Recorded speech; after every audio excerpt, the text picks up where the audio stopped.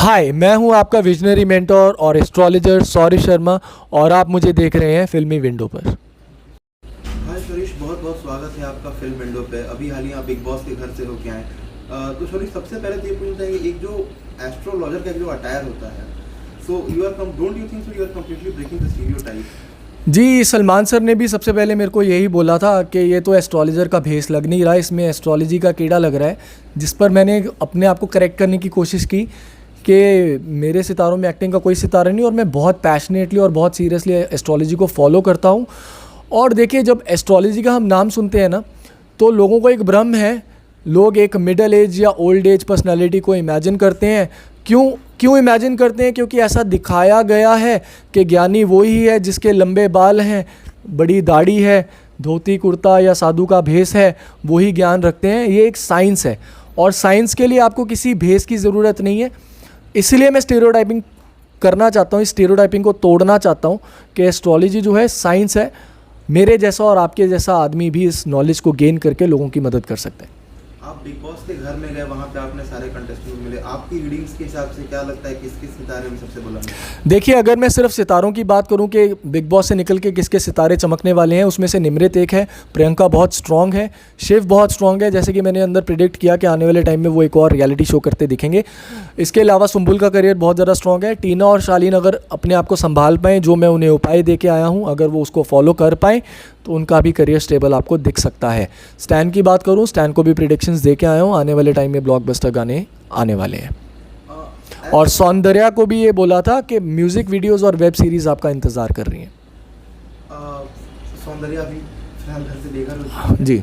और जहाँ तक बात करें बाकी के घर वालों की, जिसमें टीना और शालीन की जो ये कॉम्प्लिकेशंस चल रहे हैं, तो क्या कुछ लगता है आखिर उसके पीछे का कारण क्या हो सकता है? देखिए, शालीन जो है उनकी कुंडली में ना, उनके ऑरा में राहु थोड़ा सा नेगेटिव चल रहा है। तो जब राहु नेगेटिव हो जाता है तो कन्फ्यूजन बहुत ज़्यादा आ जाता है। तो इनिशियली जब फीलिंग्स थी बहुत स्ट्रॉन्ग थी, लेकिन राहु वीक होने की वजह से कॉन्फिडेंस भी नहीं रहता और इमोशनल सपोर्ट ढूंढते रहते हैं, जो कि उनका कसूर नहीं है, उनके ग्रहों का कसूर है। उनको ठीक करने का उपाय दिया है, अगर कर पाए तो ज़रूर आगे दिखेंगे आपको, आगे बढ़िया काम करते और बिग बॉस में भी एक अच्छे लेवल पर आते।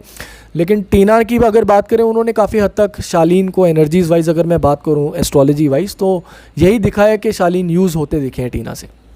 बात करते हैं प्रियंका की। सर, प्रियंका का जो रोल प्ले रहा है इन बिटवीन टीना एंड शालीन जिस हिसाब से, तो वो एस्ट्रोलॉजी के हिसाब से क्या नेचर रहता है एक पर्सनैलिटी का, जो कि at the time she is trying to build the. देखिए, जिसका शनि स्ट्रांग होना वो आदमी बहुत चालाक होता है और बिग बॉस में चालाकी की सबसे ज़्यादा ज़रूरत है।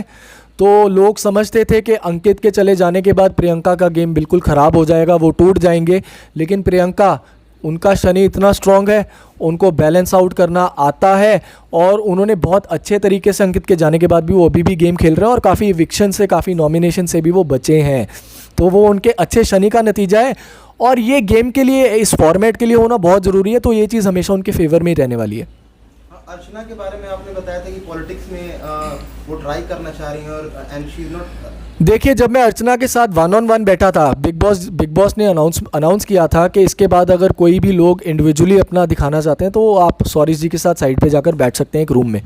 तो जब अर्चना मेरे पास आई थी, उन्होंने पूछा कि मेरे पॉलिटिकल करियर का क्या, तो मैंने बोला कि मैं खुद कमेंट करना भूल गया उस बात पे। मैंने उन्हें एक ही सजेशन दी कि अर्चना, जितनी आप बात करते हो पॉलिटिक्स, एक पॉलिटिशियन बनने की और पॉलिटिक्स की, सीरियसनेस 10% भी नहीं है। तो उन्होंने ऐड ऑन किया कि सिर्फ 1 महीने का टाइम मिला था जब उन्हें एमपी की सीट मिली। तो मैंने आगे उनसे पूछा कि अगर 1 महीने का भी टाइम मिला था ना, तो उसमें भी 10% भी आपके एफर्ट्स नहीं थे कि आप सीरियसनेस से आप वो इलेक्शंस लड़ते, जो कि उन्होंने एग्री किया।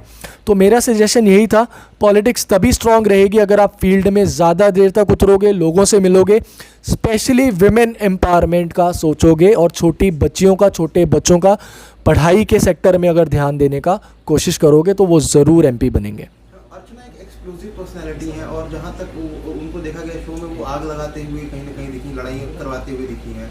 तो what's the nature trait of that personality if you can tell according to your readings? देखिए, उनका मंगलना स्ट्रांग है, जिसमें से पॉजिटिव एस्पेक्ट्स भी काफ़ी हैं और थोड़े बहुत नेगेटिव एस्पेक्ट्स भी हैं।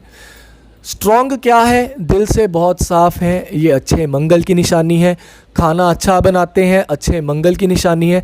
लोगों को खाना खिलाना बहुत पसंद है और डिस्क्रिमिनेशन किए बिना सबको इक्वली खाना खिलाना, इक्वली बांटना बहुत पसंद है, ये भी अच्छे मंगल की निशानी है।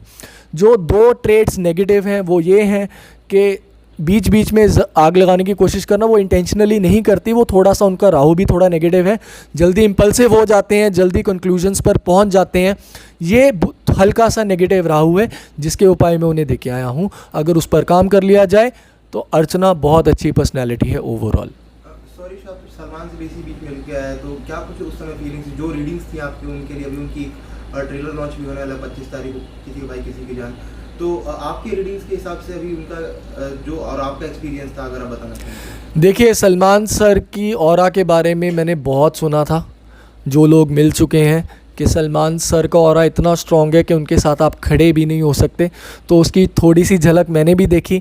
तो जितना कुछ मैं लेकर गया था बोलने के लिए उनके लिए, और जितना ऑरा में दिख रहा था, तो थोड़ा सा नर्वस था, इसलिए काफ़ी कुछ नहीं बोल पाया। लेकिन वो जो I really enjoyed that space, Salman sir के साथ, इंडिया के सबसे बड़े सुपरस्टार के साथ स्टेज शेयर करना मेरी लाइफ का अभी तक का सबसे बड़ा इवेंट है। और sorry, as we have checked your profile, उसमें कुछ लिखा है you have changed somewhere 150 plus lives, तो if you can give some of the, नहीं 150 बहुत कम है जी। 1500 Yes. 1500 सॉरी 1500 प्लस लाइव्स, तो if you can give some good examples. I will give you a very recent example जो 2 महीने पहले का है। तो यहाँ के बॉम्बे के ही एक डायमंड मर्चेंट की फैमिली है, उनकी एक लेडी मेरे पास आई अपने डॉटर का मैच मेकिंग करवाने के लिए। तो मेरा एज ए एस्ट्रोलॉजर क्या काम था, सिर्फ मैच मेकिंग करके उन्हें दे देना। लेकिन जब मैंने उनकी डॉटर का चार्ट देखा तो मैंने एक कंसर्न रेस किया कि आंटी आपको आगे जाकर ब्रेस्ट के और यूट्रस के स्कैन्स करवाने चाहिए इमीडिएटली। उन्होंने इस बात को नज़रअंदाज किया। 1 महीने बाद दोबारा आए। जब आए वो अपने हस्बैंड के चार्ट के बारे में बात करने के लिए आए थे। जब हस्बैंड का चार्ट देखा, मेरा काम था उनके सिर्फ बिज़नेस के बारे में बताना, सजेशंस देना। लेकिन वहाँ पर मैंने दोबारा उनको बोला कि एक और कंसर्न, वही कंसर्न सेम इनके हॉरोस्कोप से भी दिख रहा है, तो आप एक बार ये काम जाके करवा लो। और वो जिस रेफरेंस के थ्रू मेरे पास आए थे, मैंने उन्हें अपने एंड से कॉल किया कि मुझे ये चीज़ें बहुत स्ट्रांगली दिखी हैं, उन्हें बोलो फुल बॉडी चेकअप करवाएं, इसी के साथ अपना ब्रेस्ट और यूट्रस का टेस्ट करवाएं। तो अगले दिन जब वो हॉस्पिटल में गए, उनको फर्स्ट स्टेज ब्रेस्ट कैंसर निकला। और कैंसर, जैसे कि सारी दुनिया जानती है, कैंसर एक ऐसी चीज़ है जो 3rd या 4th स्टेज पर आकर ही रिफ्लेक्ट होता है। सिर्फ कुछ कीमोथेरेपीज़ और 10 साल की मेडिसिन, कोई सर्जरी नहीं, कोई कॉम्प्लिकेशंस नहीं, वो बच गए हैं। और आज की डेट में वो बहुत बड़ी बात मुझे बोलते हैं कि आप भगवान का रूप बन के मेरे पास आए हो, जो कि ऐसा बिल्कुल भी नहीं है। तो किसी इंसान की जान बचाना, किसी को आने वाले नुकसान की खबर पहले देना, ये एक एस्ट्रोलॉजी ही बता सकती है। मेडिकल साइंस इन चीज़ों से काफ़ी दूर है, मैं ये कहता हूँ। एस्ट्रोलॉजी से हॉरोस्कोप देख के क्या प्रॉब्लम्स आने वाली हैं, फाइनेंशियल, हेल्थ, सब कुछ पता किया जा सकता है। एक रीडर जो है, एक एस्ट्रोलॉजर जो है, अगर वो नॉलेजेबल है तो। और आखिर में सॉरी, आने वाले जो आपका जो अपकमिंग ईयर, अभी नया साल ही जो अभी शुरुआत हुआ है, आप जी। अपने खुद के करियर को लेके क्या गोल्स जो आपके सितारों के साथ मैच कर रहे हैं, क्या आपने सेट कर रखा है? जी देखिए जी, मेरी कुंडली में जो सबसे प्रोमिनेंट प्लैनेट है वो वीनस है। वीनस जो है वो औरतें होती हैं, लड़कियां होती हैं, वो माता समान औरतें ले लो, आप बहन समान ले लो, चाहे फ्रेंड्स ले लो। इसीलिए 80% of my clientele are women, number 1। और वीनस क्या है, वीनस इसके अलावा लग्जरी है और बड़े कॉन्टैक्ट्स हैं।